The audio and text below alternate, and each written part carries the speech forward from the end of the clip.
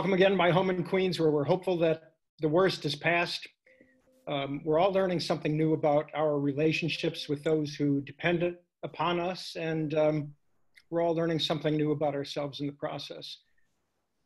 Violet and I have been reaching out to all the member schools the past couple of weeks, and there are just so many great stories of resilience and persistence, and be great to be able to share those with you. So for the next 90 minutes, we're going to hear from a bunch of our member schools and education leaders across the country who have some terrific lessons to share.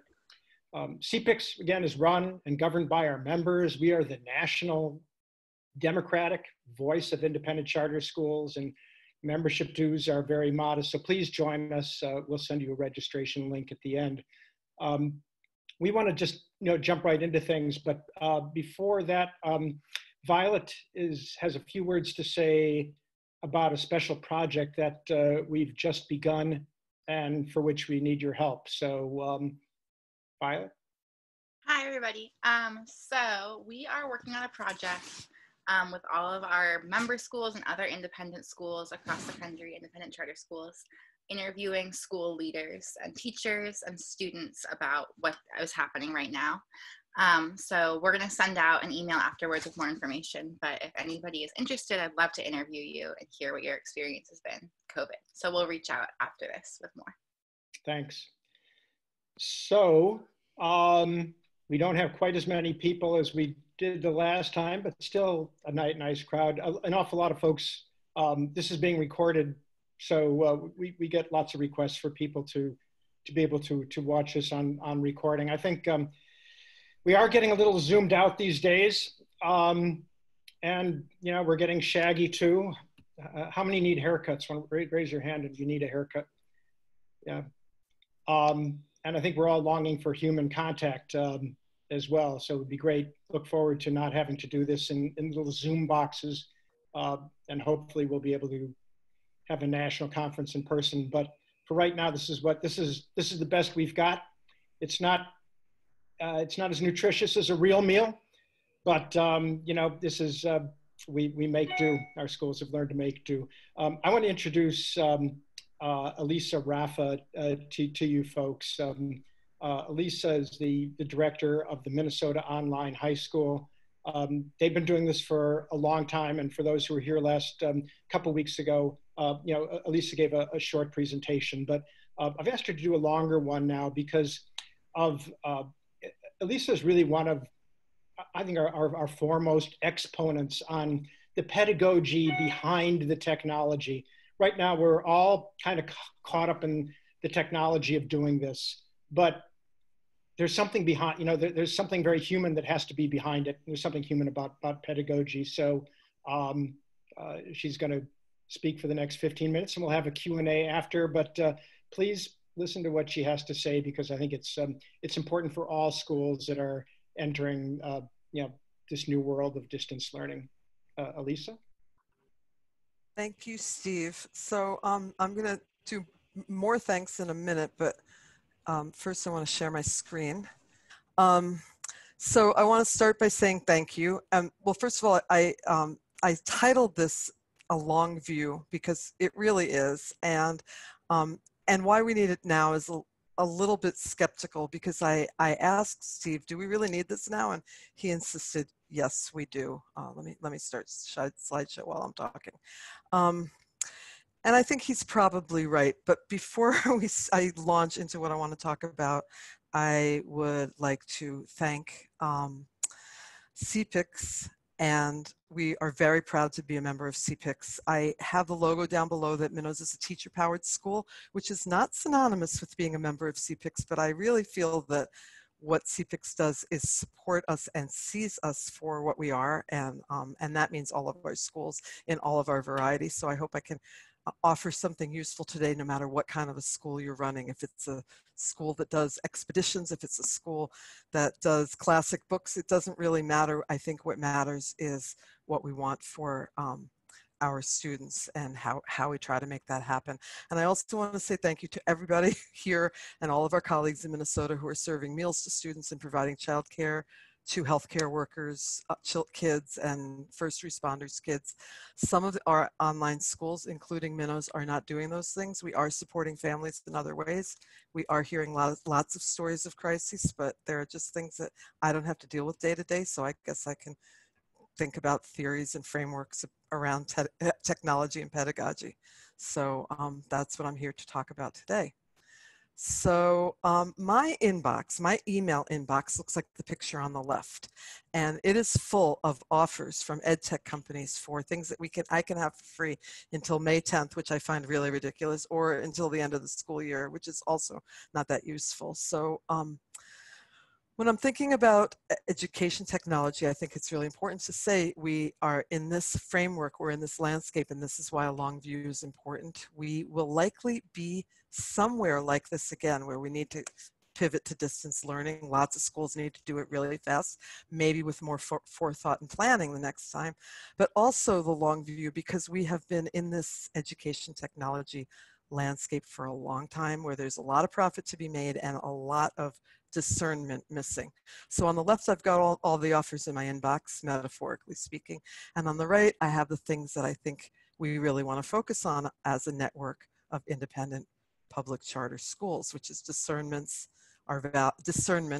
around pedagogy and technology, how it aligns with our values, our mission, with making meaning with why we work in education, and what we really want for our students. And for me, there are 4 things that I like to focus on that keep me honest, I think. 2 of them are frameworks at the top left and the bottom right, and they both coincidentally are based on Venn diagrams. I guess researchers really like Venn diagrams. Another thing is the top right corner. It's a quote from Eric Bentley, who was a playwright and a drama critic, a theater critic. And he is famously quoted as having said that a playwright is a perverse traffic cop who must beckon characters into collision with one another. And I've always thought, every day I think about that in terms of my work, because working in the online environment, for me, is about how do we beckon students into collision. So how do we make sure that students are colliding with one another, colliding with important ideas, colliding with things they might not have ever thought about before, colliding with kinds of people that they would otherwise not be interacting with. And I think in a way, what I'm telling you is about the function of public education, but in the online environment, it's easy to lose, it's just easy for things to dissipate. So a big part of what I do is make sure that we're as active as possible, and that means our students are as active as possible, not we teachers. And then the last thing, bottom left, something I try to think about every day is how can people expect to be included in the learning process and to find joy in it. So that's my, little kind of check-in about what I'm doing. And what I want to talk about are the 2 more theoretical ones, which are TPAC and community of inquiry. And what I'm going to try to do for the most part is not to say what any one of you should do, but just a few examples of how these things have worked for me and given me a way to think about the work we do. I'll give these slides to Violet, so the 2 links will be available. So community of inquiry is from someone named, a group, Garrison, Anderson, and Archer, who wrote a paper in 2000, and since then hundreds of papers have been written. They have a website. You can read all the research on the website. A lot of it's based on higher ed, but some of it's based on K-12. And they just talk about 3 factors in online education: teaching presence, social presence, and cognitive presence. There are dozens of things that have been said and done about this, but one of my favorite ones, which I can't find the reference anymore, was a paper done on nursing students, I believe, and what they said is that the most learning, the most successful learning, or the highest degree of learning, happens in the intersection between social presence and cognitive presence. So it's up there in supporting discourse. And for me, that's really important, because I think that's about those collisions. That's what we do. We try to support discourse. So interestingly, social presence is important. students connecting with students, not just like connecting with content or, you know, videos or readings or teachers, but also students connecting with students around ideas. So it's that combination of the social and the academic that promotes learning the best. And in my experience, that's true. So just a silly example of that is when we all started writing online courses about 20 years ago, every single person put an assignment in that said, tell us about yourself. What do you like to do for fun? So every student in every course that they ever did in their high school career had to like, tell us about yourself and tell us what you do for fun. And then we started asking, and I don't have good examples today. I'm sorry I didn't pull them together, but I'm also only talking for 15 minutes. But we started asking teachers to do those introductory assignments with cognitive presence. So have it be related to what you're teaching. Have students start their very first conversation around that, which is such a simple thing, but I think it's really important. And of course, it goes much more deeper whenever students can work with other students to create knowledge, create meaning, solve a problem, complete a project, or give one another feedback on the problem they've solved or the project they've completed. So that can be anything from how did you figure out this math answer, you know, this math question, to a big, long, complicated, like, here's my video, now tell me what you think of it. Supporting discourse in that intersection between whatever the content is, whatever the academic performance is, and social presence. So another quick example is based on Voicethread, which is a tool that we use a lot and I really love. I'm not advertising it, but I just want to talk about two things that I think are important in the area of discernment. First time I saw Voicethread, I said, we can use that. Okay, it's called, their tagline is Amazing Conversations About Media, and it's basically a media book. So you can do as many pages as you want with whatever visuals you want, static or video, and then people can comment, and they can do threaded commenting too. We use it in 3 ways, and I'm sure there are more, but one is that the teacher creates the thread, which can be a 1-page or multi-page media album, and then students weigh in on the pictures, whatever they are, or the questions or the comments. Another is a student creates the thread and everybody else comments. And then the third one, which is to me really important and in that framework of discernment, is anyone can create a thread and gives permission to anyone else so that they can add a page. So it's not just like, here are my 5 pictures and you talk to me about them. Here's Steve's 5 pictures and we talk to me about them. But I start with the picture, Steve adds another one, somebody else adds another one, and so we create something collectively. And to go back to the idea of social discourse, this is just a screenshot of a Voicethread assignment in our media arts course. And I think it's also, for me, a reflection on how things take longer in the online environment. So students have had 5 previous pages with this photo where they're asked, what do you see in it? What do you think the artist intended? You know, both observational questions and interpretive questions. And then the last question is, reflect on this photo. How's your understanding of it changed through studying it closely and through discussing it with others? And so that's, again, that social discourse, that discourse around ideas. And what's really interesting about this in the online environment is when we do this, we have students do their first 5 comments on the photo 1 week, and then we go back the next week and say, okay, now read what everybody else has written, or listen, because as you can see in a Voicethread, you can do voice commenting or even telephone commenting. So in what would probably take 5 minutes in the classroom, we make it be 5 minutes in, you know, maybe 15 minutes in week 7 and 5 more minutes in week 8. We have to kind of stretch it out that way so that we keep sending people back into those collisions. Now, I said something about discernment, and here's what I meant. Voicethread can be integrated with our learning management system, which happens to be Blackboard. And the Blackboard people are always trying to sell it to me, and it's not even a cost for it. Why don't you turn on integration? We have integration. Something that nobody would be expected to know is if you do the integration, you lose the 3rd option. So students can respond to teacher voice threads, they can create their own and submit them to the teacher, but they can't do that thing where they build stuff together. And so we keep saying, no, thank you, no integration, we don't need it. And really, honestly, it's a miracle I figured that out before we flipped the switch, or we would all be crying, or we would have to be backtracking. But for me, it's an important lesson that if I really keep focusing on that thing about collisions, about bringing students into collisions with one another, about the intersection between social presence and cognitive presence, I won't let that number 3 happen. I won't let them take that away. Sometimes ed tech companies take away the best stuff, but at least we can notice when it's going and figure out where to go next. So again, that's back to supporting discourse.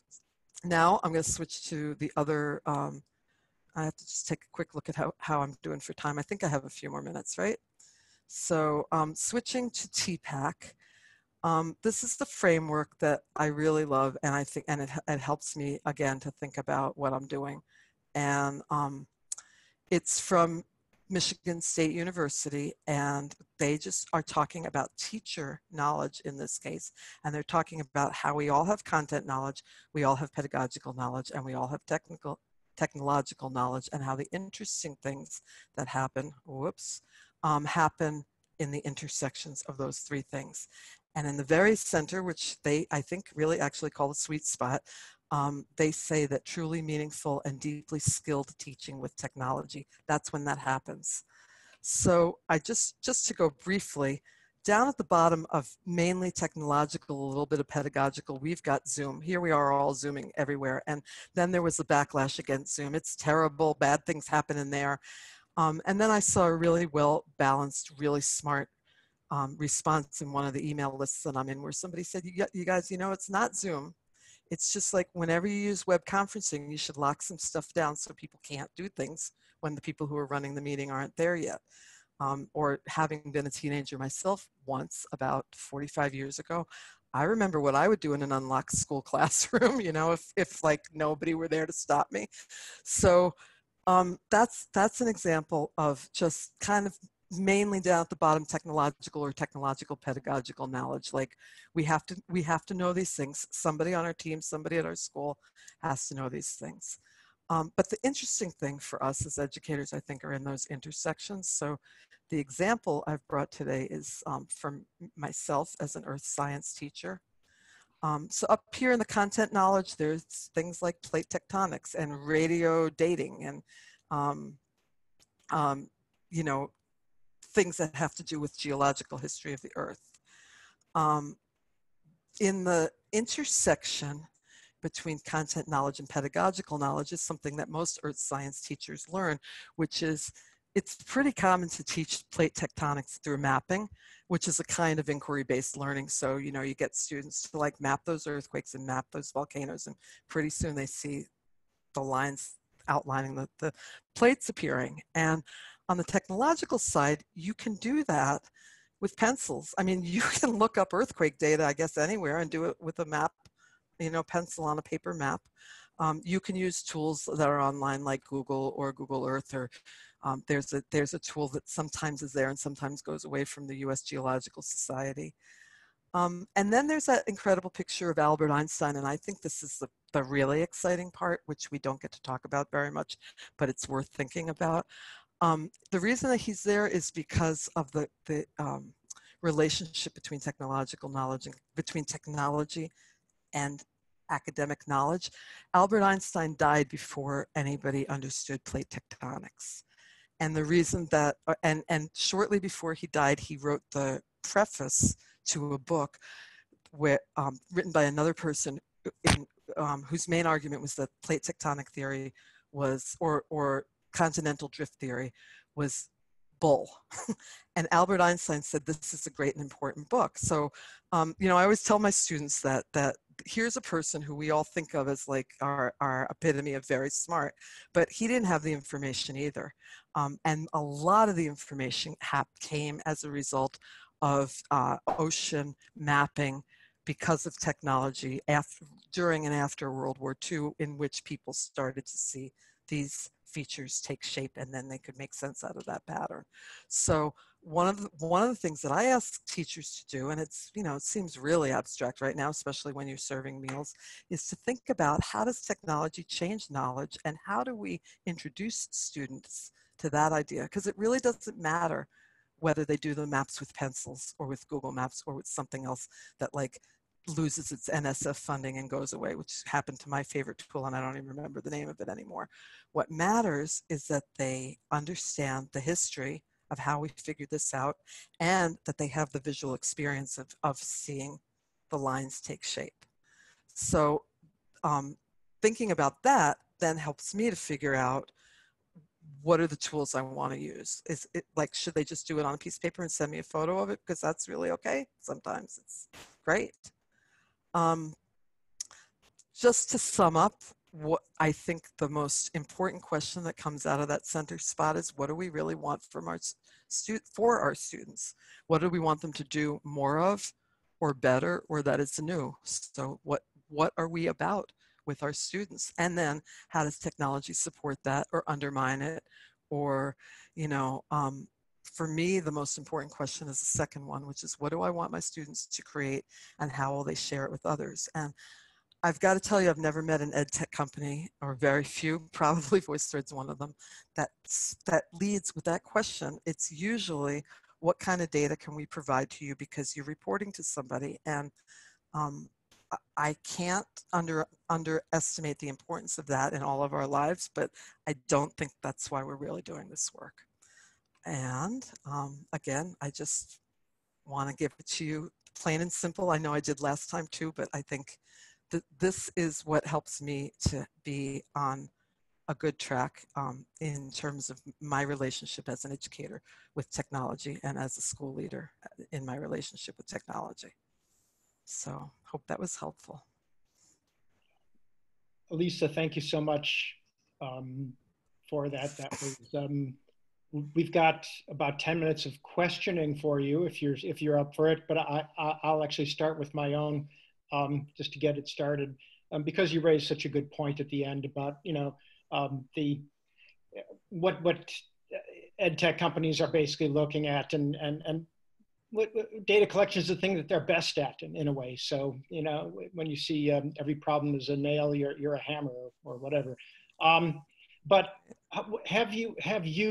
what ways have you devised at your school for measuring, you know, your student growth or success, and in a way that also has some credibility for your authorizer? Have you I'm sure you must be working on this all the time. So where are you at with that?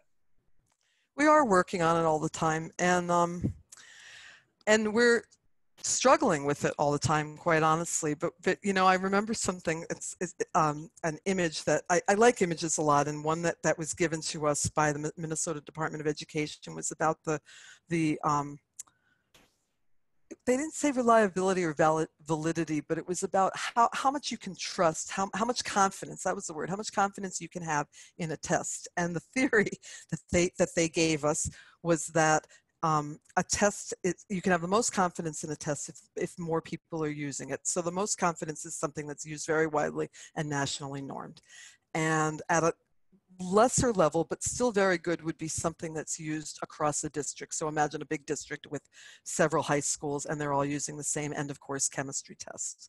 And then a little bit less, but still pretty good, is if it's the same assessment or test used in like all classes in the same building. So all the chemistry teachers in one building, or all the chemistry sections in one building, are using that test. And then down here, down at the bottom, you know, like can't be trusted at all is what one teacher is doing on their own. Well, we're a small school, and we've got like basically one or maybe two teachers for every subject. I mean, one teacher for every subject and two for US history probably. And so we're never going to get off the bottom unless we figure out some way to build confidence in what we're doing. So one of the ways that we do that is to share among ourselves the assessments that we're making, and to recreate that idea that even if there aren't 5 or 6 people teaching chemistry, or 10 or 15 sections of chemistry that other people, like other, college educated people, can look at what I'm doing and answer some questions, including, can I be sure that students are doing their own work? Am I asking students to apply their knowledge to unique situations so that we really are checking for transfer and not just regurgitation. So one thing that we do, and it's easy to do online, is deprivatization of teaching practice. So all of our teachers can log in. By vote, we did this by faculty vote. Everybody agreed to this. Everybody can log into anybody's class as a student and can go and visit and look at things, and then it facilitates saying, hey, come and look at this, tell me what you think of it. I'm really proud of this, tell me what you think of it. I'm really confused by this, tell me how you would do it yourself. So that's one thing that we do.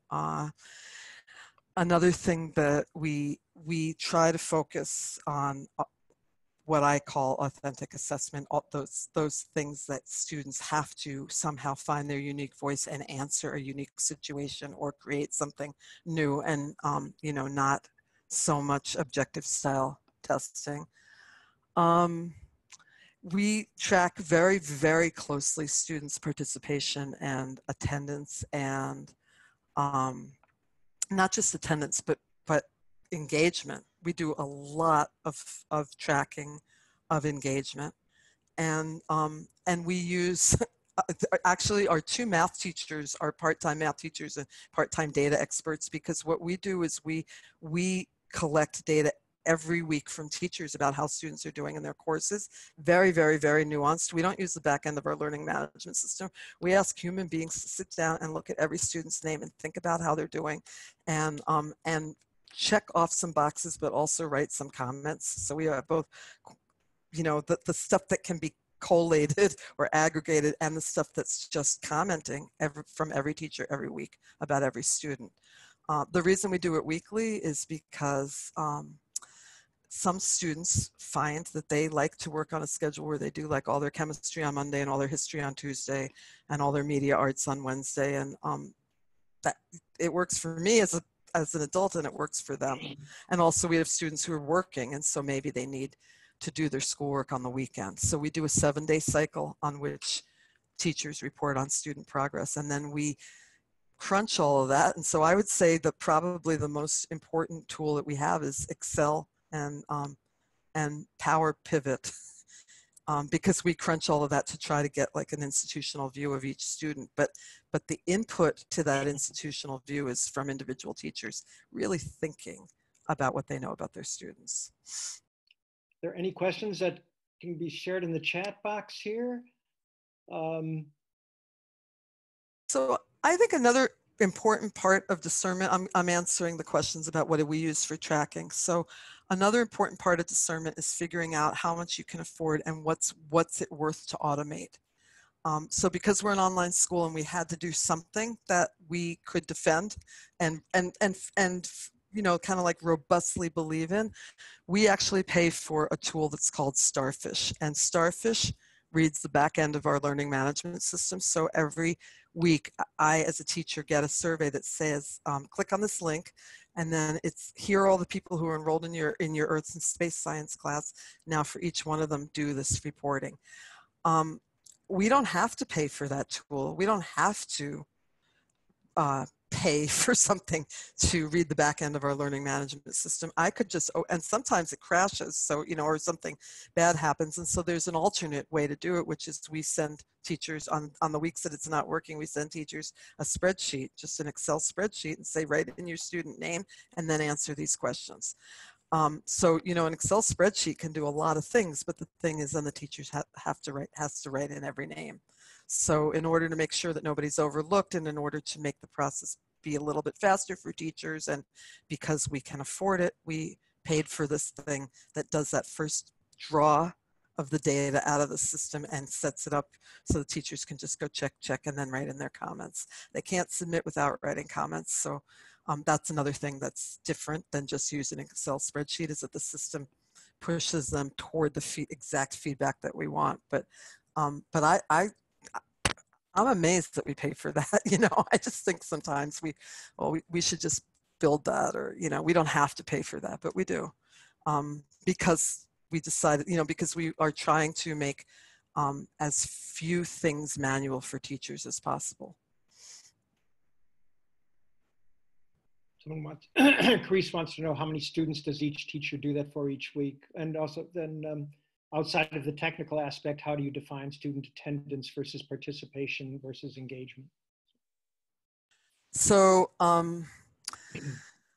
we consider a full-time teaching load 80 students. Some teachers are above that, but like if somebody has a full-time job, minnows, then and they're meeting their enrollment load if they work with 80 students. And that's about half of what I worked with in a brick and mortar setting. And the reason we do that is because we don't have stockholders, so we don't have to make profits for anybody. So we just hire staff to take care of our students, and we believe that, and I really believe that online learning is more labor intensive for everybody. So we need, fewer students to deal with. So I would say 80 for a full-time teacher. And it's we just had our annual meeting with our authorizer right before this, and we were talking about this very thing about attendance versus participation versus engagement. So they kind of collapse for us because we don't want to say, like when I worked in a bricks and mortar alternative school in Minnesota, there's a 15-day rule that if a student's inactive for 15 days, we can't keep them on our rolls. And so when I was working in a bricks and mortar school, which I did for a number of years, 12 years, if the student walked in on the 15th day, the clock reset. We, as an online school, we don't think that that's defensible. Like if they log in every 15 days, it's okay. So how we define attendance is we say you're attending if you're making progress in your courses. And if you're struggling academically, then you're attending if you're engaging with whoever is trying to help you with your academic struggles. So it is true though. Sorry? Oops. Oh, so it is true that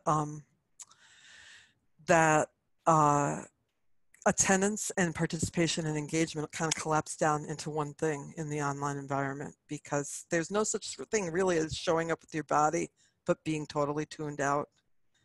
Or if that exists, I guess that means like logging in somewhere but not doing anything. We don't count that as attendance.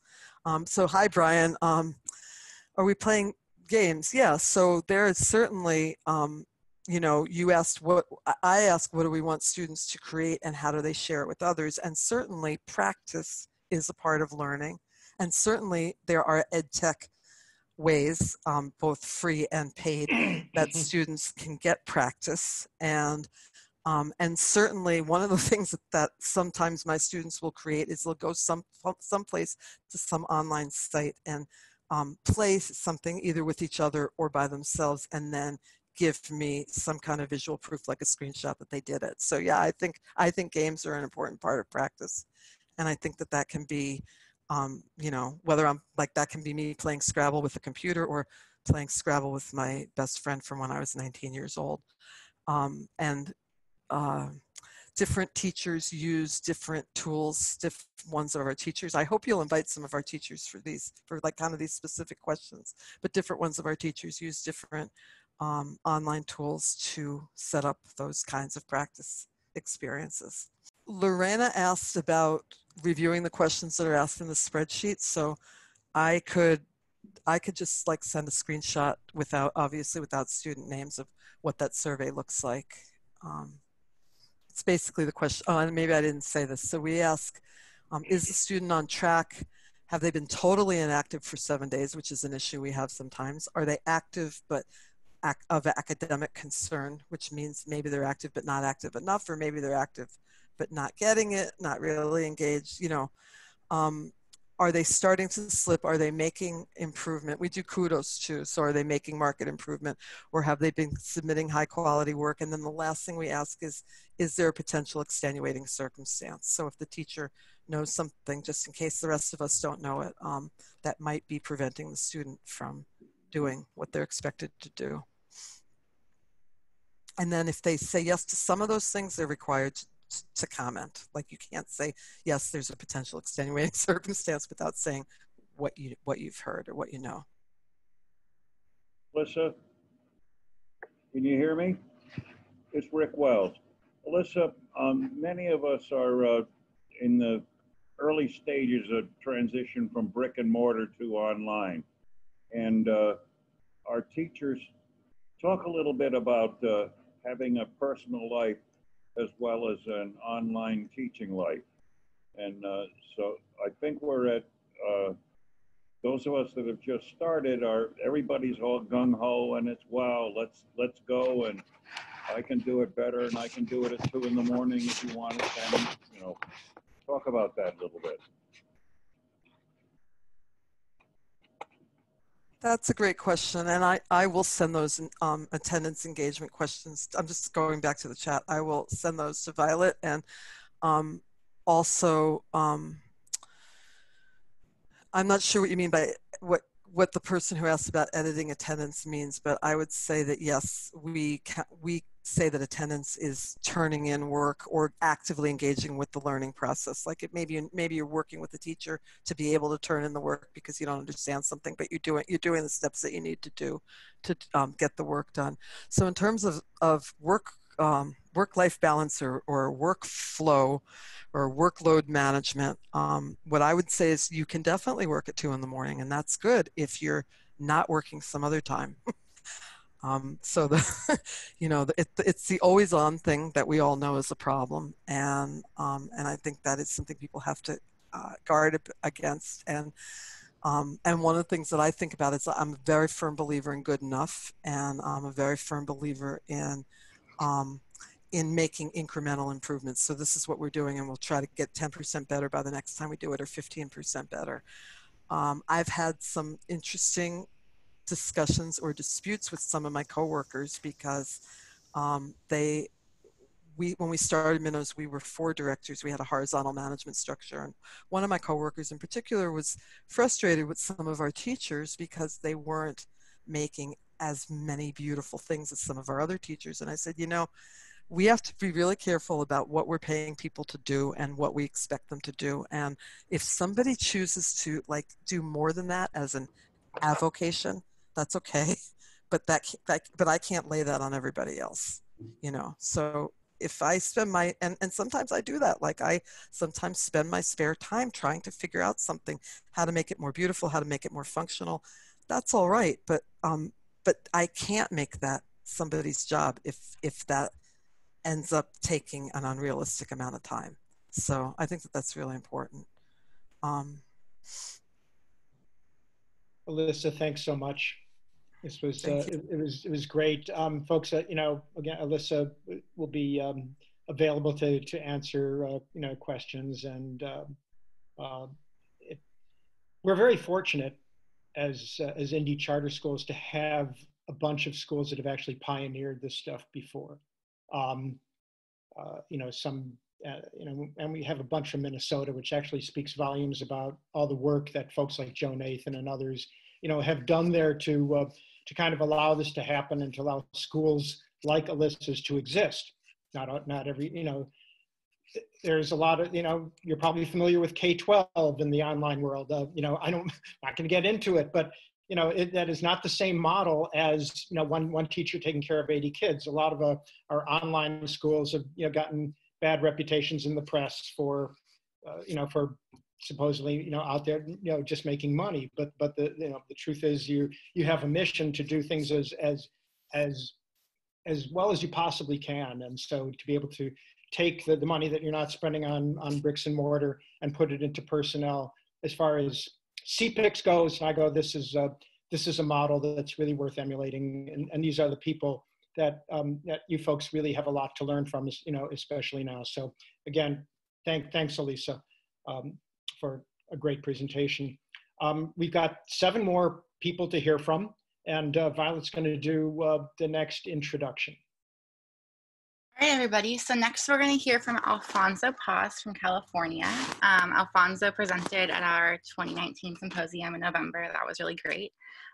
He is a director at Apex Academy and co-founder in LA, and also the executive director at the Paslow Education Foundation.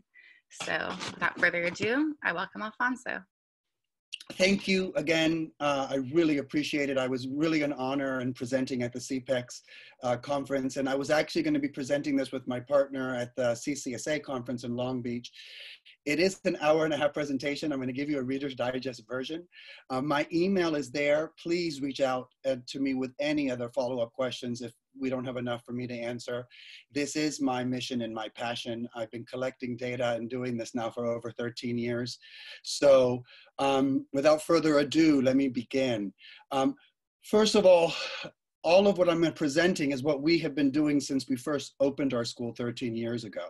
So it's our belief that mental health and trauma-informed counseling is missing from the education system. And again, just to give you a little bit of a history, we really do, and this comes out of Todd Rose's book called The End of Average, who's out of Harvard, and I'm also citing some of his work out of the Center for Student Studies out of Harvard as well. This is all for so many people very touchy-feely, and what does it deal with? So what I really want to help is ground this in really strong research-based information. And then what I want to share with you is the boots on the ground experience that we've had at Apex and Matrix for Success Academies. First, starting off, going back to that history thing, we really do sort our children in our schools. So, and for all of us know that one of the big things that we've been trying to do over the last, I would say 15 years is to full inclusion with kids with IEPs. But again, everyone's like, no, that kid goes someplace else. You know, they're not an average kid, so they have other needs, they go someplace else. Well, that whole same thinking applies to mental health. Whenever a kid comes in with a crisis or whatever, I send that kid to the counselor, they send that kid to a therapist, and then when the kid's better, he comes back to school.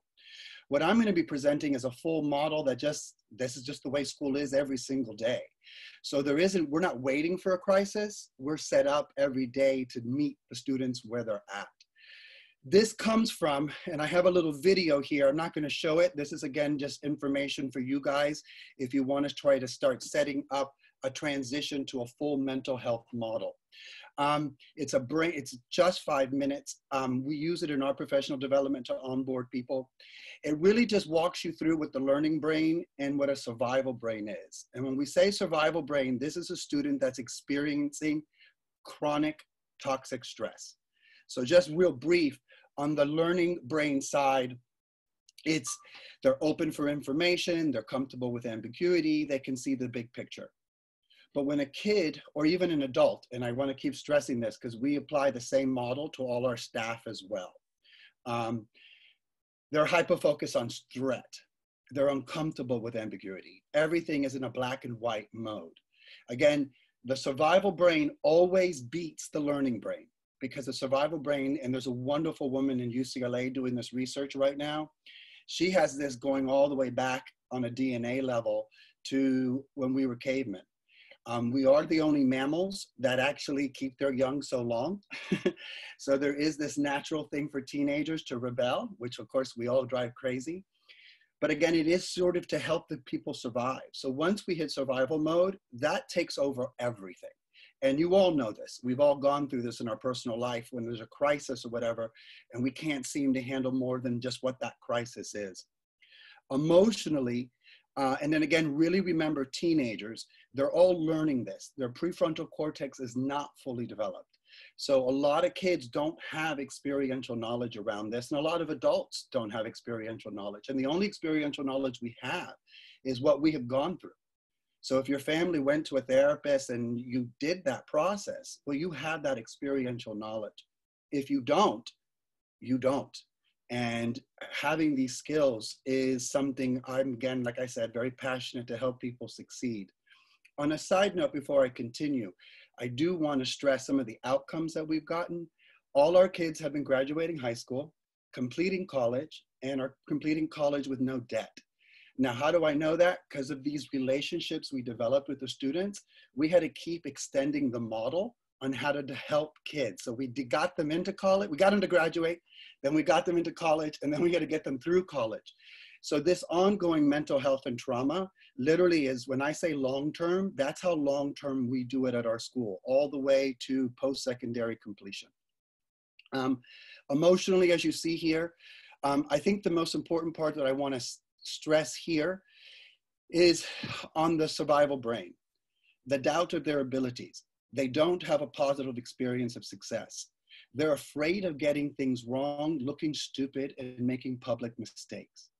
This is the key that what I want to share today with you guys is you can set up a health call line, you can set up counselors, but I would challenge every one of you that's in this call, if you were going through a divorce, would your first instinct be to reach out to a stranger on a mental health line? If you suffered death in your family, again, would your first thing be to walk into school and talk to your school counselor or to talk to your teacher? If you haven't set up a safe and supportive environment for that to happen, it's not going to happen. Again, the survival brain protects. And back to this bottom thing here, no one wants to look stupid or make a public mistake. The next thing where I want to just give people a little bit of hope, but before I do, I just do really want to stress what my definition of toxic stress is. It refers to strong, frequent, prolonged activation of body stress management systems in the absence of support. There is nothing here. I have no solution to end mental health or trauma. What I have is a solution on how to manage it, support it, and help kids experience positive moments of success as they go through this struggle with their emotions. The next are the toxic stressors: chronic poverty, abuse, bullying, and trauma without support. 95% of my students receive Title I funding. The majority of all my kids are in poverty. When this COVID-19 started, I was really pushing people because everyone was worried about the test and the grades. And I'm like, within 1 month, half my families will have no money. By the end of April, none of them will have money.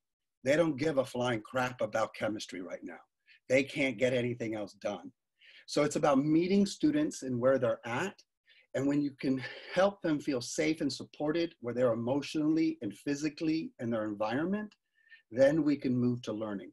We look at it as a parallel track, like a train track. And if you know the old trains, they never really sat on one of the tracks at the same time. They toggle. And so that's what we do. We toggle between mental health and learning. The priority is always based on where the student is at and also where the adult is at. Moving on, so how do you get there? So how do you get kids to be present? How do you get kids to be able to share what they're going through emotionally? And how do you help adults to be able to be there who don't have a formal counseling background? That starts with this thing called Mind, Brain, and Education. Again, this comes from Todd Rose out of Harvard, of the students at the center. The key here, which everyone on this phone call has, is a relationship. And what the brain, and this is what I want to show you, that this is really so much more research than we think, but this relationship has a mirroring neuron in our brain. And when we can activate that mirroring neuron with our students, then the students get to a place of safety, and then we can provide support. You can't provide support till the student is welcoming that support. And the student won't welcome that support till they feel safe. And this may take days, weeks. We've done this with students for over a year of ongoing unconditional support until the student feels safe enough to disclose. We call it waves of truth. So a kid will feel comfortable and they drop a little nugget to see what your reaction is. And then they sit back and watch the adults. And then if they like the way you responded, there's another little wave of truth that comes. And as they do this, we look at this as success. And so this is also, as Elise was talking about, what's engagement. We, at my school, we're actually collecting a lot of non-academic data. This is my geekness. I've been collecting it for 13 years. And we're trying to really show that there are real concrete things of engagement. So an example Elise said is a student shows up but isn't really doing work. Well, we then engage on a social emotional level with that student, and then we track that as engagement, and it goes into a thing called the building blocks of learning, which I will go into in a little bit later. But down here, what I want to, this is For further reading, it's called Building Blocks for Learning. It is a comprehensive framework for comprehensive student development. It is a brilliant paper with an amazing amount of research to support this. And the main thing that she talks about here is, again, attachment. The most important thing that anyone can do if you don't have an active mental health counseling model at your school is to start off with attachment and relationships. And then you leverage those relationships to get the students to get into disclosure. And then from that safe place of disclosure, you use the attachment adult to then help the student move to more comprehensive counseling and support. And then this is literally just, you then go into repeat mode. You do this, you track, and then you repeat. You do this and you track and you repeat. We only work on one issue at a time with a student. So again, the most important is the attachment relationship. And then we will probably move to either self-monitoring, where a student is looking at their emotional place and where they are on any given day. And then we start working with the student on actual techniques they can do to help regulate their emotions. Or maybe they need self-regulation. And that's more of like a construct of helping the student set up their day, their time. And again, they're just very specific, but they're non-academics. And what we have found is these non-academic supports highlighted in this Building Block for Learning paper create the success that I just shared with you. Because people are always asking, how do your kids finish college when they have the worst test scores in the state? Because the test scores don't mean a damn thing. It's when a kid feels supported, particularly a child from deprivation, that we're really challenging kids from deprivation to take risks. And when they feel supported, they fly. And what we have found is that the mental health trauma is what more students of deprivation, in our opinion, in our data, shows they succeed more there than when it's just purely academic. My last thing that I'm going to share with you is this is, if you don't have a mental health model in place, these would be the 5 steps that I would recommend that you would start to begin.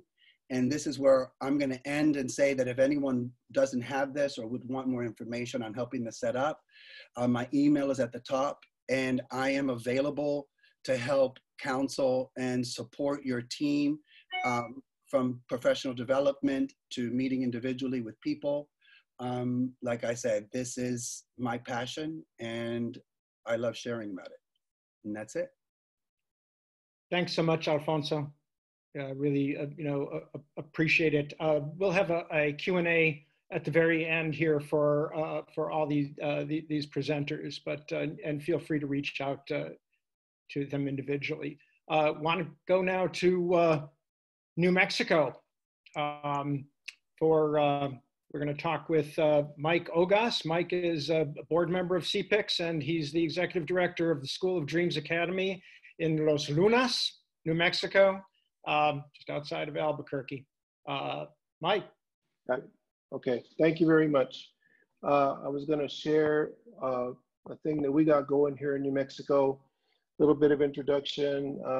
We've been closed since March 23rd, and we've been doing on virtual education since that time, and I'm very proud of my staff.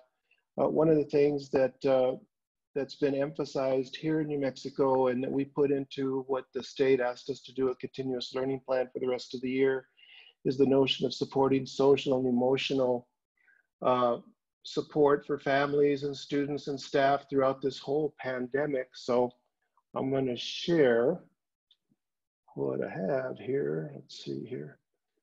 So I have 3 of my people here, Crystal Salazar, Jacob Omler, and Michelle Nelson, and I'm going to let them explain a behavioral health initiative that we've actually kicked off today with our entire school community. We're 100% economically disadvantaged. We have about 430 students, pre-K through 12th grade. We're also an early college, high school, and we do a lot of really cool things out here. And I'm very proud of this initiative. We're calling it Soda Strong. So I'm going to turn it over to Crystal Salazar to start, and then Jacob and Michelle, you can chime in. We just want to explain to you what we're doing to support emotional and behavioral kinds of things, social things with our entire school community. Go ahead, Crystal. All right, hi everybody. So yeah, like Mr. Oga said, and actually kind of segueing right off of what Alfonso was talking about, one of the things we know, especially going into closures, is trying to bridge that gap of finding out how to meet students exactly right where they are and feeling some of those social emotional needs first. It goes right back down to everything we know from Maslow's hierarchy of needs. If we don't have those basic needs and then some of the psychological needs met, we can't even get to that higher intrinsic learning or some of the critical thinking skills that we want to see from our students in the classroom. So what we have done is we took our school acronym, School of Dreams Academy, so we call ourselves SODA, and we had kind of this motto called We Are SODA Strong. So we came up with two parts. We used the acronym SODA to create categories that we want kids to focus on this SODA Strong Day. And then strong is basically going to be our motto throughout this time that we're in closure. So staying together, reaching our goals, overcoming obstacles, and never giving up. What this looks like is on this day, all our staff has been encouraged to not host Zoom meetings. They should not be posting additional assignments for students. Students should not be working on classwork. Instead, they should be participating in the SODA Strong initiative with their household members. What we're hoping to do is drive focus on student social emotional health, but also drive student engagement and overall family and community engagement, which is something here in New Mexico and Valencia County, we tend to have really low child welfare and child well-being rates. At SODA, we tend to have really great participation with our families for any events or things that we take on, despite having kind of lower enrollment numbers. We have a lot of active participation. So we want to hear from our families. We want to get them actively engaged. So on the second page, we just went over suggestions. So again, we covered it in the 4 different categories. So the S for SODA for us stands for strength and spirit. The O stands for opt outside. The D stands for deeper learning. And then the A is for appreciation and gratitude. And ideally what we'd like to see is our families and our students maybe picking an activity across each of the 4 areas, or picking one area to participate on each week. So for example, next week, on Wednesday, it just happens to be Earth Day, and next Friday is Arbor Day. So our science teachers are really pushing that that's a good day for our students to opt outside, maybe plant something, do something of that nature. So we're really hoping that by doing this, it gives students kind of an easily accessible activity that they can do while they're at home. What we heard from our students in the first week is that many were just struggling to get out of bed during the day. A lot of them weren't even opening their blinds, weren't leaving their rooms. So again, this is that process of trying to meet students where they're at and then trying to move them forward towards growth and the things we want to see happening in the classroom. At this point, it will count towards credit in their, we have advisory classes at the secondary level, and our elementary, our pre-K through 6, those kids will get credit within their classrooms. On the high school side, this will count towards their overall advisory credit. I don't know, Jacob or Michelle, I don't know if you guys wanted to jump in if I missed anything. Thanks so much. Mike, do you want to wrap it up? Well, I think, you know, this is something that we're in it for the long haul. We're anticipating, you know, probably being in this mode for quite a while, and to try to do some things to help families take care of themselves as well as, you know, themselves first, and then, you know, we can get to the schoolwork later on. And that's one of the most important things that we're trying to do is keep things going, keeping people engaged, and letting them know that we're here for them, and, you know, doing anything we can to help. So I appreciate Crystal and Jacob and Michelle being here. If you have any questions later, we're happy to answer them. So I'm going to stop screen sharing now. Thanks, Mike. That's great. Okay. We love you guys out there, and you know, the School of Dreams Academy. If any of you were fortunate enough to be out with us in Albuquerque, got to see a bunch of them. But just a you know, fantastic group of folks there, and really fortunate to have you guys. Oh my gosh, Connie Barnes. I'm Constance here, but I've known I've known Connie for some time. This was the very first school that I founded in Queens. Connie was the middle school principal there, and she's been doing some great things in ed ever since. Last time I saw you, Connie, was Georgia. I hear you're back in the Bronx, so please tell us what you're up to. This is going to be great. Sure. Great to see you, Steve. And I see Mr. Wells is here too. I don't know if Dorothy's on, but great to see everybody. Currently, I am a tech career coach at Lehman College. I work with students who are computer science majors. For anybody who knows about Lehman students, they are part of the CUNY system, which is one of the largest urban education systems in the United States. But my students mostly come from backgrounds of poverty. I have always worked in urban settings or with students who do receive free and reduced lunches. So I was very glad to hear some of the conversations that are happening and be a part of this, because I think we're all speaking the same language. My background is primarily in special education and at-risk populations. So I just wanted to give some tips today about ways that I was able to work with the special populations that I worked with. Ironically, Steve talked about K-12. I did work for both K-12 and Connections Education, so I was able to see how they both handled special education and special programs. And I just wanted to share some of those tips on how I was able to support families, because I think that in these times, I haven't heard a lot about how we are supporting these populations. And in my opinion, these are the most vulnerable populations that we have in our schools. So it's just a quick overview of some things that I would suggest to schools and school leaders as we are working through these times. Violet, I know I gave this to you. I'm not sure if I can control this while I'm here. I think I have to control it for you, but you just tell me and I'll move it. We're gonna go from the bottom up. It's kind of backwards, but we'll go from the bottom first, do no harm. And I just lost, okay, there we go. So the first thing that I want to just remind everybody with your special populations, again, talking about ENL or ELL, special education 504 students, and your gifted and talented, assume nothing and teach everything. A lot of times I think it's easy to believe that parents know and understand everything that's in students' plans, and that's not always true. So I think this is a great time for teachers to take a moment and reflect on what's there, maybe do some recordings to give generalizations of what accommodations mean and how parents can manage those accommodations for their students. All right, Violet, we can go backwards one. All right, and then parents as learning coaches. So I know that we've all talked about balancing our life and our work. Many of us are parents, many of us have students at home. So what we always refer to our parents as, we're learning coaches. They are not assistant teachers or substitute teachers, they are learning coaches. And as educators, if we can think of ourselves as the head coach, and we always talked about having a triangular team. So if any leg of this team, the parent, the teacher, or the student collapses, then the entire team collapses. So keeping that focus as you deal with your parents. Consistency. So working in the city, in the Bronx, as Steve mentioned, consistency is really hard because our family dynamics look a little different than probably some more rural areas. There's a lot of people in households. It's often hard to maintain consistency. But what I would suggest to schools, if there is just one thing that you can help a parent find to maintain that consistency for that child, it really goes a long way, especially when we're talking about our students with autism. They need that familiarity and routine.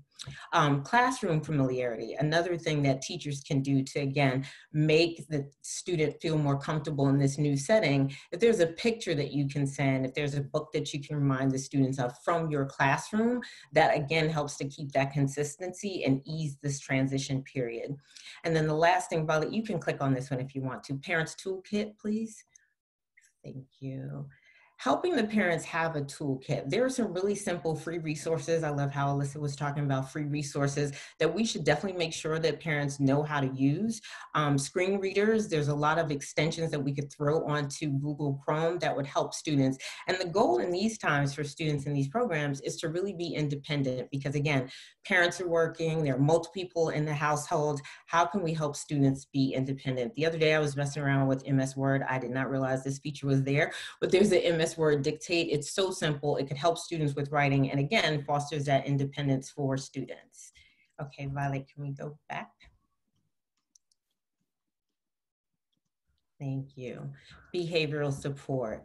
So Alfonso was touching on this as well, and it's, you know, for students who have behavioral challenges, this is extremely heightened during these times. And even Governor Cuomo here in New York mentioned quarantine outbursts, where we're all likely to have some random behaviors or become because of the conditions in which we're all facing right now. So as educators, I think we have to have alternative expectations. You know, there's a lot of pressure about attendance, and I love that Alyssa was talking about different ways to consider attendance. One of the things we did at K-12 was to allow students to have authentic experiences. So for students in rural areas, if they were watching a cow have a live birth, they could talk about that and that would count for their science classes. So some of those things that can be more authentic experiences versus having to have traditional attendance. I also talk about in-house rewards, and this is really literally an in-house reward. We know our students who have behavioral challenges often have contracts or plans with their teachers. So if you can help parents develop in-house rewards, what is something that immediately can be provided in the house, but also collaborating with teachers so that if and when we ever return to something that looks like normal, there's this long-term goal and long-term reward that students can have from the school. And then choice charts are definitely going to be our friends. So I encourage teachers to help parents learn how to develop those choice charts and understand those assignments and those choices are okay for the students to complete. And Violet, if we can go back.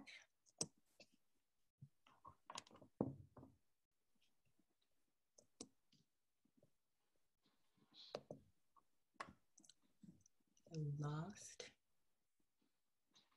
Everybody see me? I can't see. There we go. Okay. And the last thing I had here was just supporting special programs in general, some tips for supporting special programs. So again, thinking about fostering independence, how can we do that? Teachers, if you have time, you can prepare a library of read aloud recordings so that your students who do have those reading challenges, or even your E&L students, can listen to those readings and follow along as they read with you. Cheat sheets, especially for the more challenging subjects. I was a middle school inclusion teacher at one point, and I had a cheat sheet that I created with my general education counterpart, and it just gave me the step-by-step way to address some of those performance tasks in Common Core math that would help our parents a great deal. Again, talking about accommodations, teachers, you can record some samples and ideas about ways that we can present accommodations so parents don't have to kind of guess, what does this mean in a student's IEP? And the last thing, going back to what Alfonso was talking about a lot, is saying yes to support. We all need some sort of support at this time. If our guidance counselors don't have mandated students and they have some extra spaces, let's find ways to get some of our students and maybe even our parents into some sessions to get support. And for us as well as educators, making sure that we find the ways and the time to have support. And that's all I have for today. Thanks so much, Connie. So good to see you. We're back in New York, back in the middle of it all.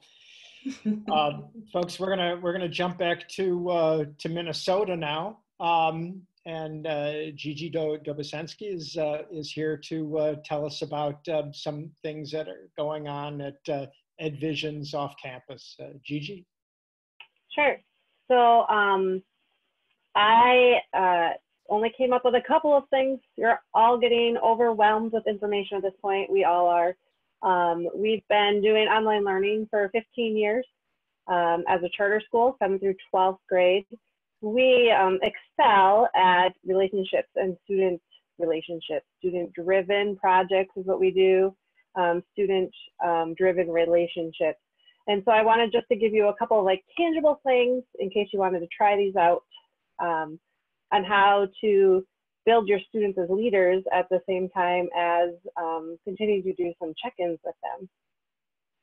So, for instance, we do something called advisory every day. Usually they are typically led by an advisor like myself, and we lead students through various activities. We talk about projects, things like that. But there are times that we put students in charge. And so how this can look, we do this synchronously a lot through video conferencing, but like many of you are noticing, sometimes there's a little bit of lag in our normal platform use. And so we have also been learning how to transition some of these to an asynchronous mode, so you don't need to rely on video conferencing. So a synchronous example would be check-in questions. That's just students coming up with the questions. They love to create the questions to ask each other, and they're usually better at it than I am. They also like to lead activities online. You would want to probably know what these activities are in advance so that you can check them out as a teacher. So for instance, my students recently found Scriblio, which is a Pictionary type game that you can do together. And so they like to do that, and they lead, and they're in charge at that point. Students have created Kahoots, which are trivia games for other students to play. Sometimes they just present their own classwork and things that they've been working on for their projects. And those are the types of things that students can do. You do want to check for accessibility, making sure they're school appropriate, and privacy issues. So anytime you go to an outside thing such as Scriblio or any activities like that, you as a teacher would want to make sure that, or an administrator, make sure that the privacy is going to be maintained for your students during those activities. Again, we have 7th through 12th graders, so what we do might not apply as much to the K-6 level. Then asynchronously, students have created blogs before in which they just ask other students to comment on the entries that they put in. They can also do that with pictorial videos, words. They've also created Google Forms.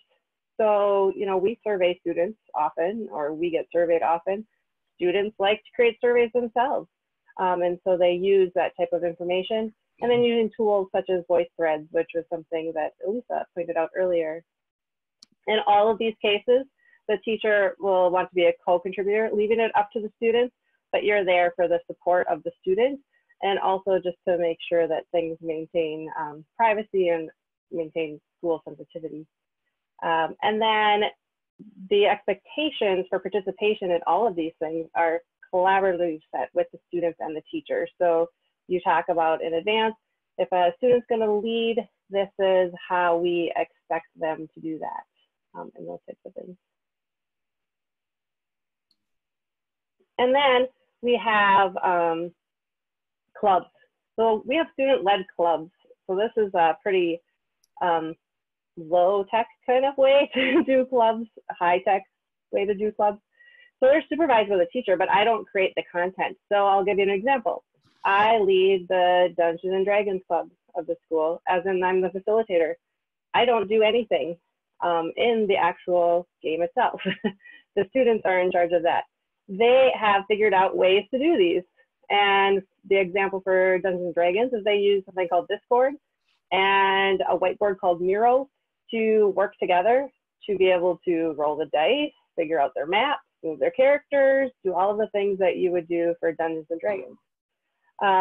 There's also student-led graphic design clubs. The students decided what they were going to design and promote, and so they've been working on graphics design through Google Hangouts and Meet. There's a writing club where they share and critique their own writing, and they do that in real time in a Google Meet, but they also pass that writing back and forth to each other just through emails. Well, they have a songwriting club, video game club, Minecraft club. So all of these things have been created by students. They came from the students lead them, and we just are there to help facilitate those types of activities. You'll see that we use a lot of Google type of things because we do have Google accounts, but you could do it through a lot of those different type of document formats. So that's about all I had today. I just wanted to give you a couple ideas of how you could encourage your students to be leaders. There's a lot of benefit from that.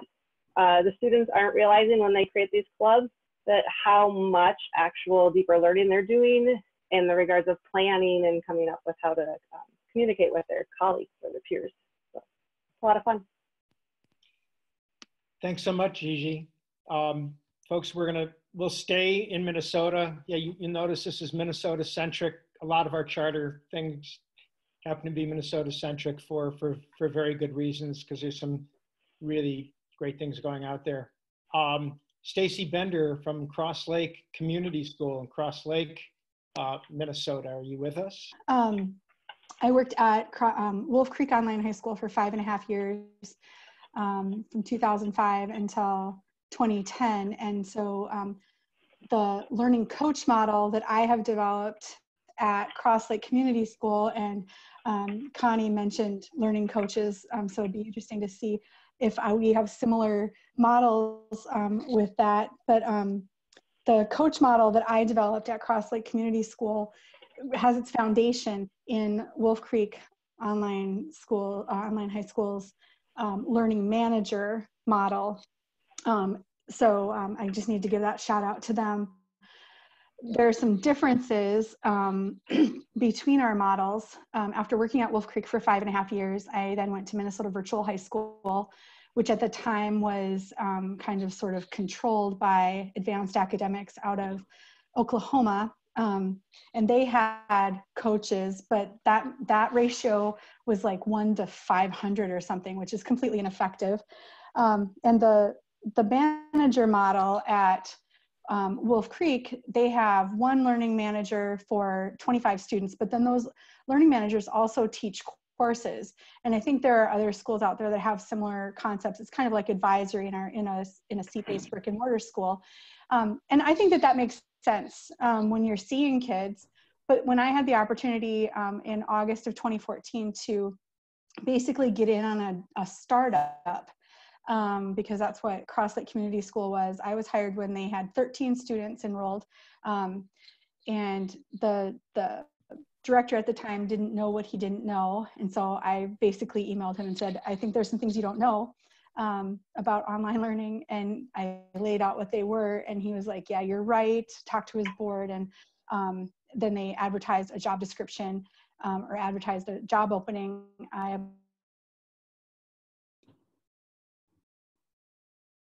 Then we're able to just develop this model. And so right away, I said, let's really be intentional about this small school. And so we developed a learning coach ratio of 1 to 40 students. I basically thought, if we can give each kid a dedicated hour in our 40-hour work week, that sounds full-time to me. And so let's do that. And let's let teachers teach. So it was just this really thoughtful approach. And with only 13 kids for the first semester or so, before we started adding kids at a rapid rate, we now serve 195 students 6 years later. And so we have 28 staff members at various FTEs, but the model has just been that we serve students in this coach ratio. And that's the foundation of it. And then we're looking at our teaching ratios. So I'm so excited with Alyssa doing the first presentation today. That 1 to 80 is amazing in the teaching ratio. We have about 1 to 125. And we base that on our small school. We have a seat-based program at Cross Lake Community School as well as our online. So the seat-based serves kindergarten through 8th grade. And then in the online, we serve 5th through 12th grade. And there's overlap in that, and which is really also a fun model. We serve statewide students in the online program, and then just our little small community in the seat-based program. So it's a fun place to be a part of. The learning coach model really is, I look at it as kind of that holistic experience. So they are the first contact. Our admissions person hands off a student to the learning coach right away. They're the ones who do all the onboarding. They help figure out technology when the computer arrives. If the family has requested a computer, walks them through setting up the Chromebook, how they use it. Literally is just hands-on. And from day one, trying to get to know them, seeing themselves as an advocate, providing the advocacy. And then we try to keep those students with their same learning coach all the way to graduation. And there are times that we, realize that there's personalities, we're just cold call. Oh, thank you, Steve, for giving me that 2-minute warning. So we're just, assigning kids cold. But if we start seeing that personalities don't meld real well, either the student can request a learning coach change or a coach can request a change. And that learning coach change can be an intervention. If a student's not attending and participating, we can say, all right, we're going to tag team a little bit. But the main role when I hire a learning coach, I hire them, number one, for their heart. And I actually have a learning coach that I met sitting on an airplane, on a Southwest Airlines. And we talked for the 2.5-hour flight. And I was like, I love your heart. Let me know if you ever want a job, because I basically feel like I just interviewed you. And that she met the criteria of being that student's #1 fan. And so that's the main crux of it, is that when nobody else will give a kid a second chance, that's what the learning coach is supposed to do. Always having the kids back, even with parents, yep, I know last week was a bad week, but we're going to do a better week. So thank you so much. If you have further questions about this, I'm always willing to talk about it. And it's just a fun model. So there you go. I wrapped it up for you, Steve. Thanks, Stacey. There'll be, I don't know if we're going to have time for a question period afterwards, but but we do have everyone's questions in the chat box, and all this information is going to be shared, with everyone, and all CPICS member schools. Part of the deal of being part of our organization is willingness to share best practices and everything you've learned with everyone else. So we're all here to help each other. So we're going to make it easy for you guys to call on each other and get the help that you need. I want to speak. We're going to hear now from one of our founding member schools. It's Lehigh Valley Charter High School for the Arts in Bethlehem, Pennsylvania. They've been with us since the start, and just can't say enough great things about this school. And Carice Comstock. This is a brick and mortar school focusing on the arts. So want to hear how they're making this transition right now to during this crisis. So Carice Comstock, you with us, please? Hi, everybody. Can you hear me? Can you hear me? Yes. Okay. Can you see my screen? Oh, yeah. Okay, great. So my name is Carice Comstock, and I'm the principal at the Lehigh Valley Charter High School for the Arts. We like to call it Charter Arts, and if you talk to our students, they call it Charts. But any which way, the tiny URL for this presentation is at the bottom of the screen. In case you're interested, you can just have access to the slides, and we'll just get started. In case you don't know too much about our school, we have over 600 students. We have approximately 630 students right now, a little over 100 employees, 60 teachers, 60 plus teachers, some part-time teachers, depending on the artistic area and kind of level of need. We have basically, our schedule is set up in a half-day model. So artistic areas, upperclassmen attend their artistic courses in the morning, and then they attend their core and elective classes in the afternoon, and it flip-flops so that we can make sure we have space for all of our students in all of our learning environments. We have approximately 30% of our students are economically disadvantaged. So we are a Title I targeted assistance school. And again, our website is right there, but we have 7 different artistic majors in which our students can audition to be a part of. So that's literary arts and visual arts. We have dance, and then we have production arts, theater, instrumental music, and vocal music. So that's just a little background on who we are. And I just want to call your attention to that very exciting blue ribbon symbol in the bottom. In 2018, we did win a national blue ribbon. So that is very exciting based on, excellence and achievement. So we're very proud of the work that we're doing, and it's important work. And so I'm excited to be here today to share a little bit of that with you.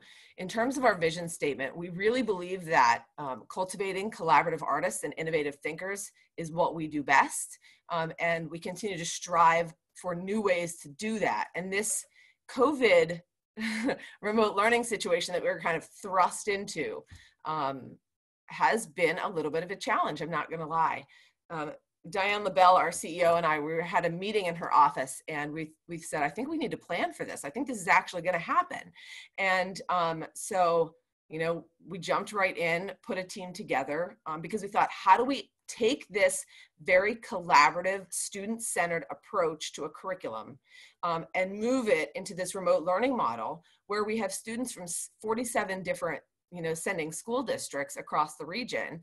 how in the world do we keep our community together? Because what's so special about our school is that community approach. We cultivate student relationships and supporting them. And that's what's so important about our school. And we just really needed to pull a team together to think about that.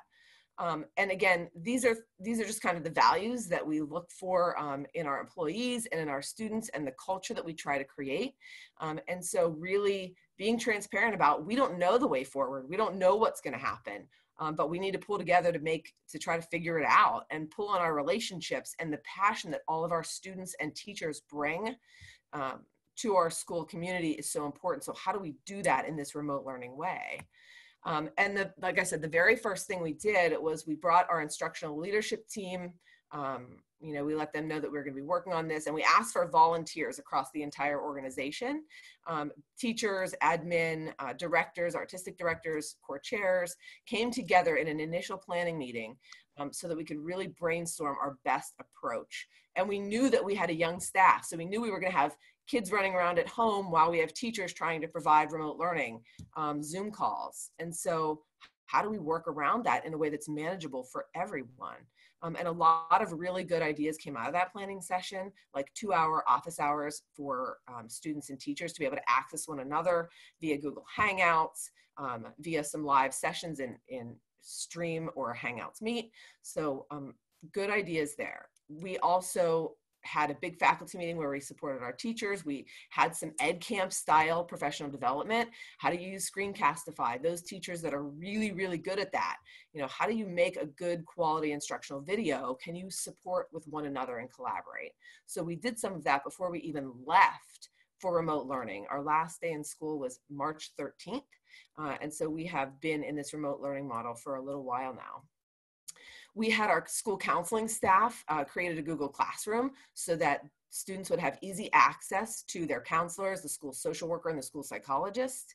And really our support staff are pitching in. They helped clean out lockers for students and box up all of their things. So this truly does take a village-wide effort to make sure that we're constantly working to support our students. Some of the different things that we've done since we've been out of school on March 13th to make sure we support students. Because again, it's this hybrid of the artistic experience and the academic excellence piece of all that we offer. So we needed to make sure that every student had access to a device. We had to purchase some hotspots to make sure that they could work at home, in a constructive way. Like I said, the school counseling department created their own Google Classroom page, which did not exist before. We have grade level Google Classrooms in which we can post messages or information in there, and every single student in the grade level gets it. That's how we put some of our fun t-shirt contests and things like that. So that's very helpful.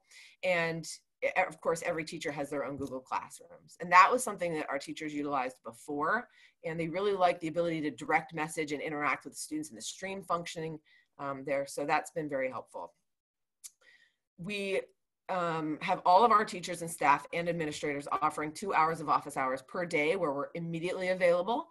And besides that, outside of that box, we have 1 or 2 email days, days in which we can respond to emails and by appointment as necessary. It is hard to figure out when you can work, and we've talked a little bit about that as an instructional leadership team, because I can't work when I'm trying to get my kids fed and into bed, but I can work late at night, so everybody does need to figure out what works best for them, and those are honest conversations that we're having and really need to have.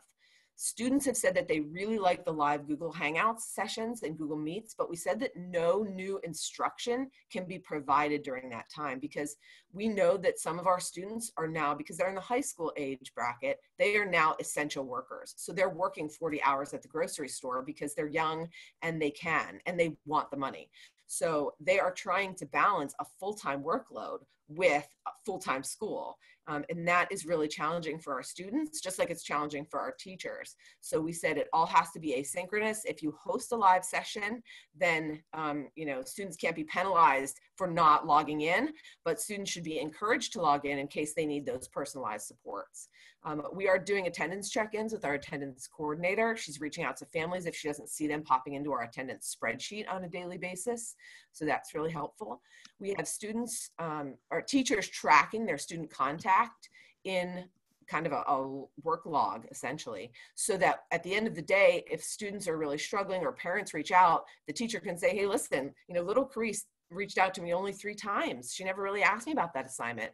Or they can look at their log and say, hey, I haven't really talked to so-and-so in a while. I need to make sure I have a personal connection with that student and send that direct email to the student and family. And we've actually gotten feedback from parents that have said, thank you so much for the personalized email, because that's what my kid needed to be able to get out of bed in the morning. They needed that personal connection that they so miss about your community. We also love surveys at Charter Arts. And so we survey both our students and our teachers. And I'll show you that data in a minute, but we've also been trying to provide weekly communication to everyone, because we don't want anyone to feel like they're lost in the shuffle. Along the fun lines of what we're doing to support our artistic community, you can see that in the box. We have a Charts virtual open mic page through Padlet that students and teachers actually can submit work, and it gets posted there. We had our first ever virtual Spirit Week, and it was so exciting. People loved it so much. They asked to have the second one, so that'll be coming up. We are going to have our students do a door decorating contest, because we know everyone's taking walks now outside in their neighborhoods because it's so nice outside. So it's kind of encourage getting out and being fresh. Can you decorate your door and, you know, show our Charter Arts spirit to your community in an artistic fashion? That'll be coming up. And then we always have a student council luncheon with our students. So we're going to be hosting a remote luncheon where we're all just going to like eat together and chat. So we're trying to think about ways to continue doing exactly what we did before in terms of the community feel that we really were able to cultivate, and just moving it into this digital realm. And so we're also hosting a virtual songwriters cafe, and a play in our theater department, Crimes of the Heart, will be a virtual presentation reading. We're still working on the rights to that and how that's going to work, but we continue to want to provide creative outlets for our students, because that passion for the arts is what continues to drive them on a daily basis. When we did monitor our students and employees, you know, we said, hey, rank your remote learning experience on a scale from 1 to 10, 10 being better than I could have ever imagined in life. Not everyone responded, but I feel like the results were pretty good. We're going to launch another one of these surveys again at the end of this week to see if that changes. This is the student data.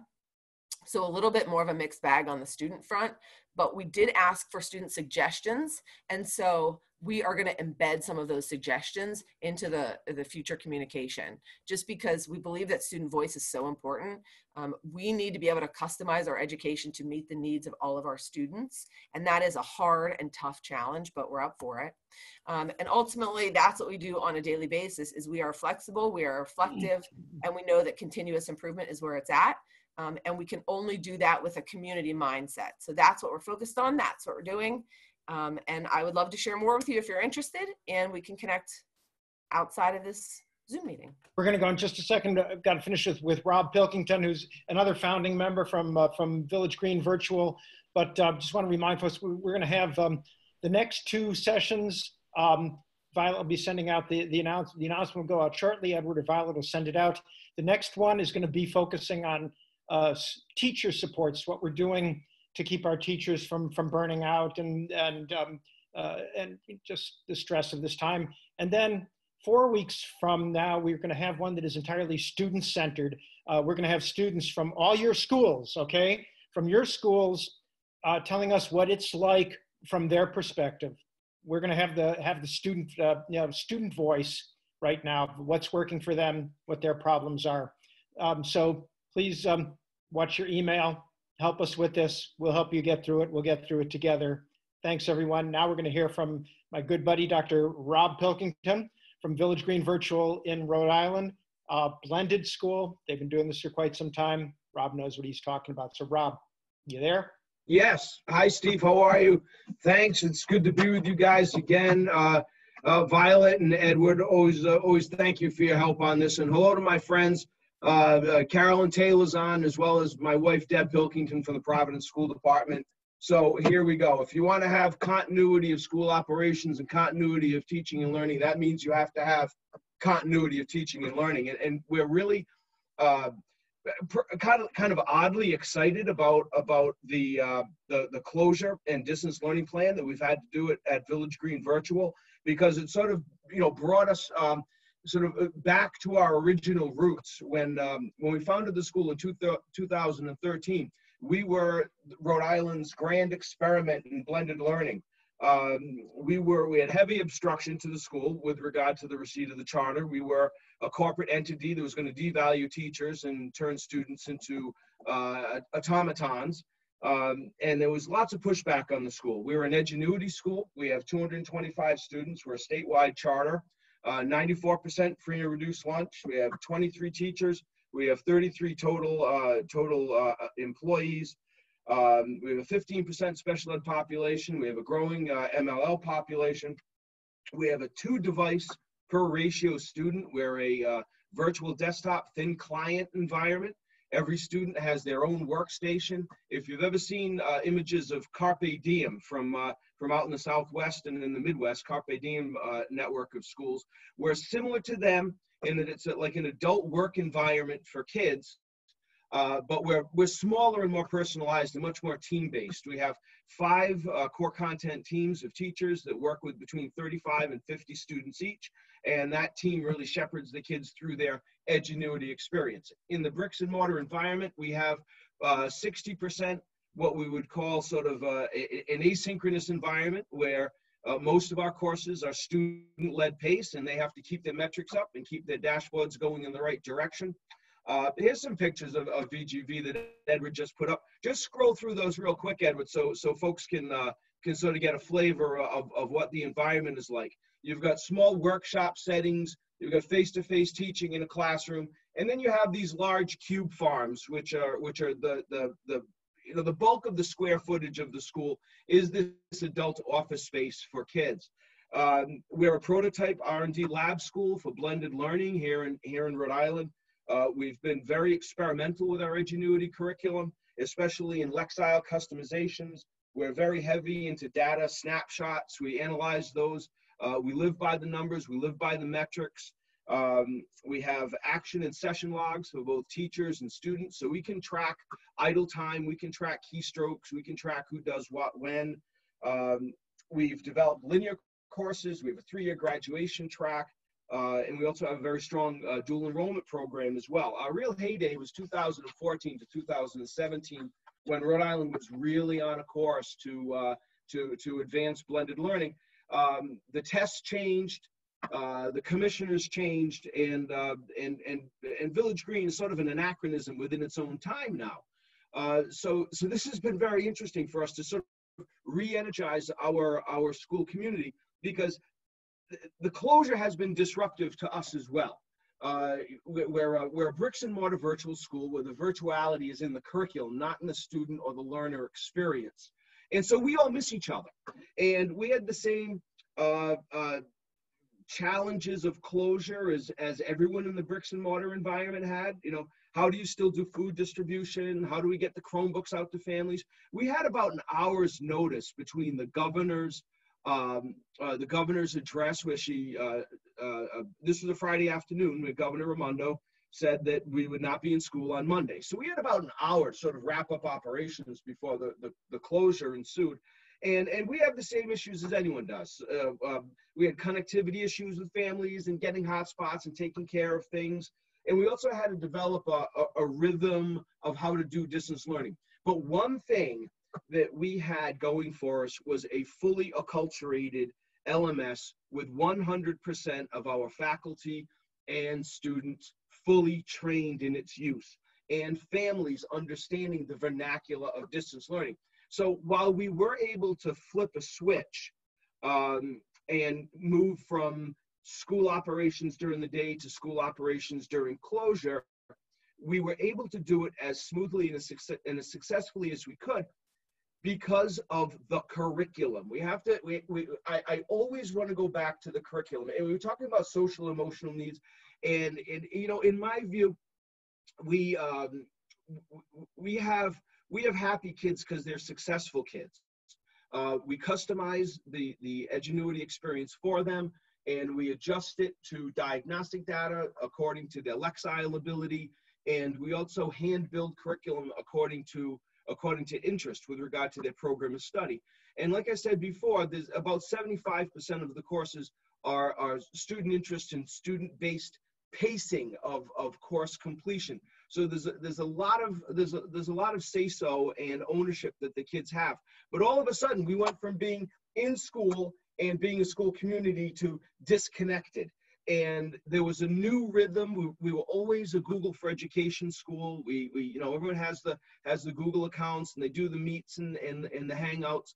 But there was a new rhythm. And one of the things that I think has made the transition from distance learning, from bricks and mortar virtual to true virtual, was that we did not pretend that time was an equivalent experience in the use of time. We always said that time is a variable, not a constant. And we've really been able to take that axiom and to make it even a bigger and better part of our lives. Way back when, Corinne Hadley, 2001 for NASBE, wrote a real seminal treatise. It was the Anytime, Any Place, Any Path, Any Pace white paper. And one of the things that we really said was that as we move from a 60% asynchronous to 60-40 asynchronous synchronous to more of a 50-50, where the continuity of community is now elevated to the point where half of the students' time will be in the hangouts with the teachers and half will be doing the Edgenuity curriculum. We were able to bring everyone's temperature down a lot because they didn't feel like they had to replicate school. Because replicating school while not in school is very important.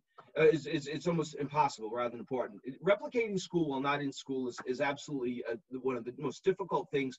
And I think the folks, when they ran into trouble in the early days of the closure, what they were trying to do was to do school remotely. And when you have a fully acculturated LMS that is customized to each student's ability level and is completely understood by the students, the teachers, and the families, that's when all of a sudden, now in the Hangouts, we can have conversations about the learning, go back and forth, do it on your own time, let's get together on this time. And so our workshop classes still meet, but in the Google Hangouts. We have a real good advantage here because we're approaching this as a research question. Can our metrics outside of school be equal to what they are inside of school? And we have a very well developed what we call a performance envelope, and we can compare metrics almost like a retail environment to, you know, what were our metrics on a date 6 months ago, what were our metrics on this date a year ago, and we have been able to actually be more productive in terms of activities completed and course completion than we are in school, because the kids don't have each other to get in the way. The socialization is now absent. There's no struggle or ambiguity about what teaching and learning or progress monitoring is at the school. And in developing the new habits of mind and the new rhythms of what the distance learning and closure school was like, one of the things that we definitely had going for us was the curriculum. And if there's any advice to any bricks and mortar school, that if we ever have to do this again, you want to sort of be more successful right out of the gate, having an experimentation, beginning to acculturate a product like Edgenuity, some self-contained asynchronous LMS that has elements of customization, very important. And just in closing, one of the things that we also took an opportunity in this distance learning closure period was to do some program modifications in furtherance of charter fulfillment. Very, very important, because, you know, the State Department of Education wants to know, how is our little lunatic fringe bricks and mortar school in the heart of downtown Providence doing once they're outside of their natural elements. So one of the things we did was to develop a brand new distance learning report card to replace our 21st century learning report card. So we actually have a report for parents on the new behaviors, skills, and attitudes that are needed for a student in the distance learning format. Our academic report cards, we're now publishing twice a month instead of once a month. We've developed a method to add robust teacher content to the Edgenuity curriculum, because we're going to be having to do this for longer than we thought. Originally, it was maybe we're going to do this for a month, maybe 2 months, maybe 3. You know, people now are talking about perhaps we're going to be doing this in September as well. You know, we had a complete integration of Google already, so we were good there. And plus another thing too, which was very, I don't know if it was important or not, but it was certainly important symbolically. I knew that teachers were going to have to do more work outside the defined day than ever, especially meeting at teams at night to progress monitor and keep the spirits going. So we instituted an $800 per month per teacher raise, effective first day of closure, in order to financially bridge the gap between the day they were working and working very hard and the at minimum 4 hours a week that they were collaborating as teams. We also standardized among teams the 40% of the teacher gradebook. That was all up to teacher discretion. But in the distance learning environment, you need to be more transparent with families than ever. So now teams are talking about their 40% of the gradebook with complete synchronicity in terms of the different buckets that test, quizzes, homework, class activities, et cetera, and expectations have. So, you know, our research question here at Village Green Virtual is, can we do as well outside the bricks and mortar format as we can, as we do inside the bricks and mortar format? And so far, so good. Thanks, Steve. Thanks, everyone. Thanks to all our presenters. Sorry, you know, we ran late, but this material was so great. Really appreciate, you know, everyone. We will get a PDF out to you all with all the resources that everyone has had. This session was recorded. We're going to send a link. You'll be able to see that too. Please spread the word. Come to our next one on what you guys are doing to keep your teachers afloat. This is really tough. Their parents, many of them are parents too, and you know, this is not easier. This is harder on all of them. So, and then a month from now, we'll have the one with our student-centered one. It's going to be really great. Let's hear it from the kids, directly from the kids, unfiltered from the kids. That's it, guys. Stay safe, everyone. See you all.